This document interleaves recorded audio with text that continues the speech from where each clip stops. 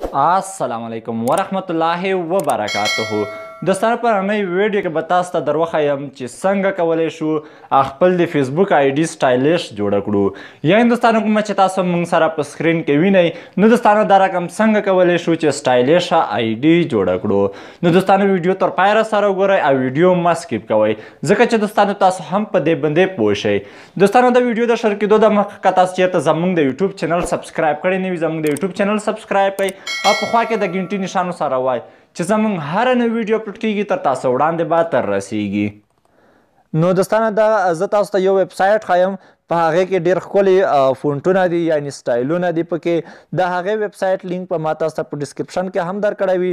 تاسو یې له هغې ځای څخه هم بایو کپي کولی شئ. نو دوستانو تاسو به راشئ دلته سټوري سیو فار فیسبوک په دې لینک باندې به تاسو کلیک وکړئ. کله مو دوستانو چې دلته په دې لینک باندې کلیک وکړو نو دوستانو تاسو ته به دغه انټرفیس د هغه رقم راشي. نو اوس په دوستانو تاسو به راشئ ښکته کې. په دې ښکته کې دوستانو دلته فونټونه دي. نو اوس دوستانو تاسو چې هر رقم فونټونه غواړئ نو اوس به دوستانو تاسو به خالي به هغه کاپي به یې کړئ. نو دوستانو دغه به تاسو کاپي به یې کړئ. نو اوس دوستانو هماغه کاپي کړو. اوس راځم خپلې آی ډي ته. په دې آی ډي باندې زه لګوم. کله مو دوستانو چې دلته ولګوه نو دلته ما خو لګولی دی نو زه غواړم چې هغه تاسو ته هم وښایم چې څنګه په دې باندې لګیږي.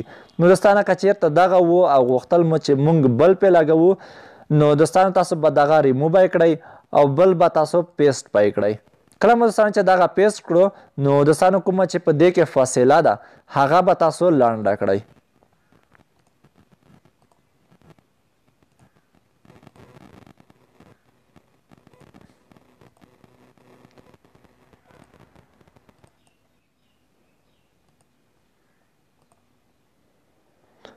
نو دوستانو دغه دی دغه ما هم سیټ مې کړو یعنې دا اوس برابر شو.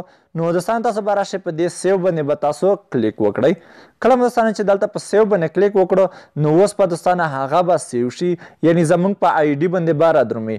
نو دوستانو کله چې تاسو فاصله ورسره کټ نه کړئ هغه چې څنګه ما درته وښیل چې دا رقم به فاصله لرې کړئ زندې کوم چې په دې ځای کې فاصله وه هغه لرې لرې ورسره هغه به تاسو نږدې کړئ.